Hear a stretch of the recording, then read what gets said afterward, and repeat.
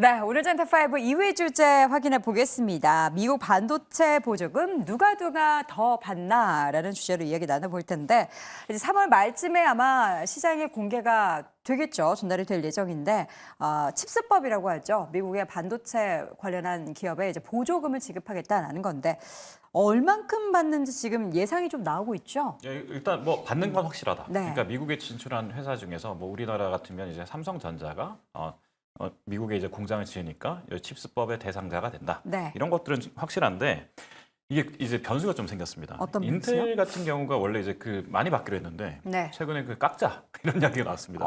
인텔이 원래 100억 달러였죠? 네, 근데 이제 미국 상무부에서 이 금액을 좀 축소해야 되겠다. 왜 줬다 뺐죠? 왜냐하면 우리가 지금 뭐 생각보다 나라의 사정이 그렇게 좋지 않아 이렇게 이야기를 하고 있는데 2022년에 발표할 때만 해도 칩스법에서는 뭐 네. 390억 달러의 보조금, 750억 달러의 대출 지원 이런 식으로 이야기를 했었거든요.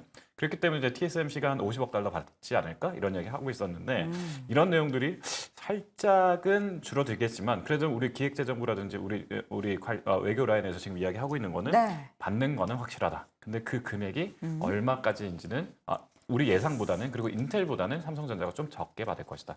이런 이야기 나오고 있습니다. 지금 TSMC가 50억 달러, 뭐 인텔이 100억 달러 조금 더 덜 준다고 해도 어쨌든 네네. 그 언저리가 될 테고 그럼 우리도 한 50억 달러는 받아야 되는 거 아니에요? 일단은 투자금 죄송합니다. 일단 뭐 투자금 대비로 해가지고 뭐 어떻게 받느냐, 규모가 어떻게 되느냐 이런 것도 우리가 생각해 볼 수 있겠으나 삼성전자를 기준으로 말씀드리면 삼성전자가 지금 텍사스주에다가 공장을 만들겠다 이런 얘기가 나오고 있잖아요.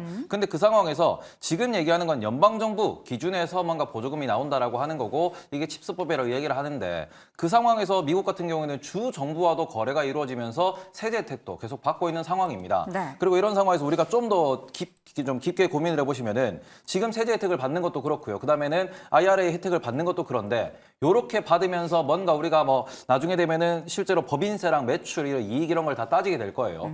근데 지금 우리가 한동안 이슈가 됐던 게 뭐냐 그러면은 미국의 2차 전지 공장 지었던 그런 기업들 세제 혜택 받고 보조금 받았는데 오히려 모기업이 우리나라에서 세금을 토해내야 된다는 얘기도 들었습니다. 그쵸. 이게 뭐냐 그러면은 지금 시장에서는 미국이 정부의 돈을 써서라도 미국의 공장을 지어주세요라고 하는 입장이고 근데 그런 상황에서 또 한편에서는 그러다 보니까 정부의 지출이 너무 많아요. 그러니까 글로벌 법인 최저세 이런 이야기가 나오면서 다시 돈을 걷어가겠다. 그러니까 이게 우리가 보조금을 받는다라고 무조건 좋아할 만한 이슈는 아니고 세상에 공짜는 없습니다. 주는 만큼 기술이 됐든 아니면 일자리가 됐든 아니면 그 보조금 받은 것을 나중에 세금이 됐든 다시 또 토해내야 되는 그런 상황이다 보니까 요건 약간 중립적인 시선에서 바라보시는 게 오히려 투자에는 도움이 될 것 같다.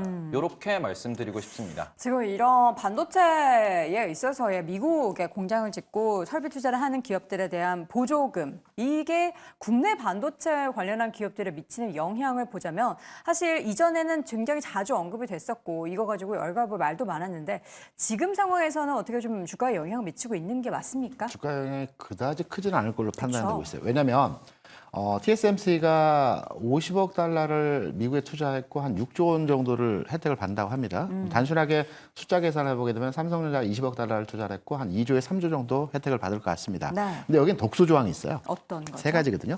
일단 10년 동안 중국에 대해서 1억 이상의 금액에 대한 수리 보수 공장에 대한 한국 공장에 대한 수리 보수를 못 하고요. 네. 28로 나노에 대한 기술도 이전하지 못하고요. 제일 중요한 것은 반도체는 이제 주기 산업이지 않습니까? 돈을 벌 때도 있고 손실이 날 때도 있습니다. 네. 사이클 산업인데 돈을 벌었을 때는 수익 기준치 이상의 수익이 났을 때는 그 중에 그 수익금은 토해내야 됩니다. 그러니까 지원받은 금액의 75%까지 우리가 예상했던 수익 금액 이상의 수익이 났을 때는 이 금액은 반환해야 됩니다. 그러니까 우리가 받은 금액 중에서 75%까지 다시 반환을 하라는 거죠? 반환 조항이 있습니다. 그 약간 빌려주는 느낌인데요? 그런 개연성이 크죠. 삼성이 돈이 없습니까? 그리고 세 번째는 이제 네. 생산 시설에 대해서 공개를 해야 됩니다. 미국에 있는 공장에 대해서 네. 이런 독소 조항들이 있기 때문에 이번에 한 삼성에서 한 2, 3조 정도의 그 수혜를 받을 것으로 판단되고 있지만 이 낙수효과에서 국내 반도체 관련 기업에 대해서 어떤 혜택과 어떤 가능성들에 대해서 판단하기보다는 이 부분은 3월 말에 교섭을 해서 최종적인 결과가 나온다 하지 않습니까? 그래서 조금 더 지켜볼 필요가 있는 사안이라고 생각을 하고 있습니다. 만약에 TSMC보다 삼성이 좀 보조금을 덜 받았다, 50억 달러 미만으로 받았다라고 하면 이거 악재입니까, 염정 교수님? TSMC보다 더 받을 수 있을지는 사실 잘 모르겠고요. 네, 그렇기 때문에 지금 이제 투자 의향, 그러니까 많은 기업들이 한 600개 기업이 투자 의향서를 냈다고 합니다. 근데 그 중에서 원래 보조금보다 한 거의 2~3배 가깝게 투자 의향서 냈기 때문에 실제적으로는 사실 많이 줄어들 것으로 우리가 예상치보다 더 많이 받을 거라고는 사실 예상하기 좀 힘든 상황이다라고 생각하고 있고요. 네. 앞서 말씀하신 대로 보조금을 받는다고 해서 이게 주가에 아주 긍정적인 이런 효과가 나타날 수 있는 것은 참 쉽지는 않다라고 생각하고 일단 뭐 긍정적인 부분은 있겠지만 그렇다고 해서 뭐 삼성전자가 받는다고 해서 그 밑에 밑으로 낙수 효과가 그렇게 강하게 나올지는 사실 잘 모르겠고요. 지금 삼성전자와 SK하이닉스 같은 경우에는 지금 미국의 눈치를 엄청 보고 있잖아요. 그렇죠. 네, 이제 아무래도 좀 눈에 그러니까 한마디로 뭐라 그러죠? 좀 튀는 이렇게 행동을 하지 말아야 되나요? 않기 위해서 최근에는 반도체 중고 장비의 판매 중단을 했어요. 한마디로 중고 장비를 중국으로 이제 반출한다거나 이런 부분까지도 이제 지금 중단하면서 조금이라도 미국에 좀 눈에 들기 위해 노력하고 있는 모습이다라고 조금은 좀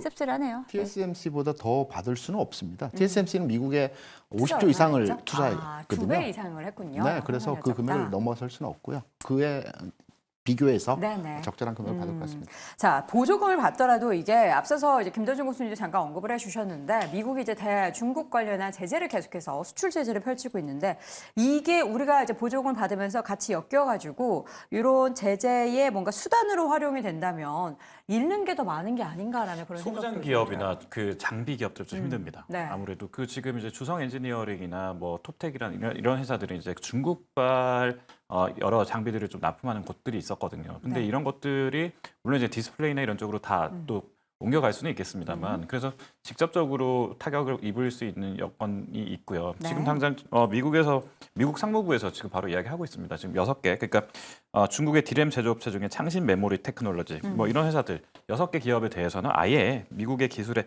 접근하지 못하도록 했습니다. 지금 현재 그래서 소위 블랙리스트로 지금 찍어놨는데 네. 혹시나 이런 데에 잘못 엮여서 한국에 있는 소부장 기업들이 계약을 했다. 그러면 이제 제재를 받을 수밖에 없고요. 그래서 이제 SK 하이닉스라든지 지금 삼성전자도 굉장히 지금은 좀 눈치를 볼 수밖에 없는 그런 상황입니다.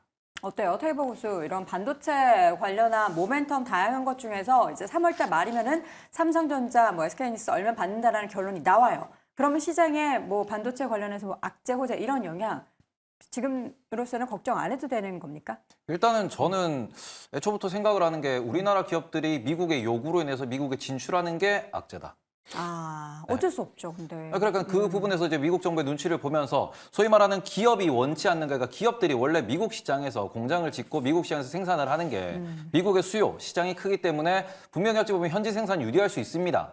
하지만 미국에 진출하지 않았던 이유가 무엇이냐 그러면은 굳이 진출해서 얻을 이익이 없었기 때문이고 그런 상황에서 이제 사업을 우리나라에서 잘 하고 있던 이런 기업들이 오히려 이제 공장을 확장하는 거는 중국으로 확장을 하고 그리고는 이제 아시아 쪽으로 확장을 많이 했습니다. 네. 근데 이게 반도체가 어찌 보면은 좀 국방에 많이 연관이 되고 AI, 로봇 이런 쪽으로 연관이 되면서 전략 자원화 되다 보니까 유럽도 미국도 돈 줄 테니 우리한테 와서 만들어줘. 라고 이야기를 했고 일단 질러는 놨어요.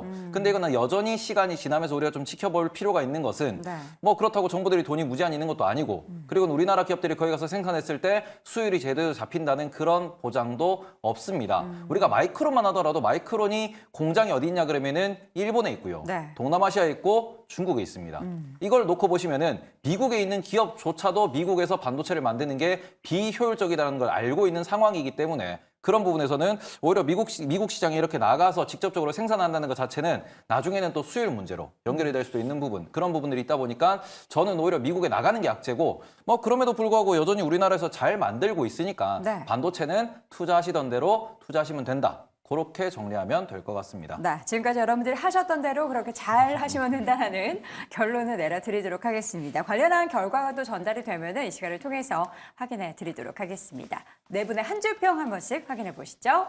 김대중 교수입니다. 먼저 이러지도 저러지도 못하는 진퇴양난이다. 지혜가 필요할 때다. 박수호 교수는 외풍불구하고 기술력 있는 소부장 기업들은 성장할 것이다.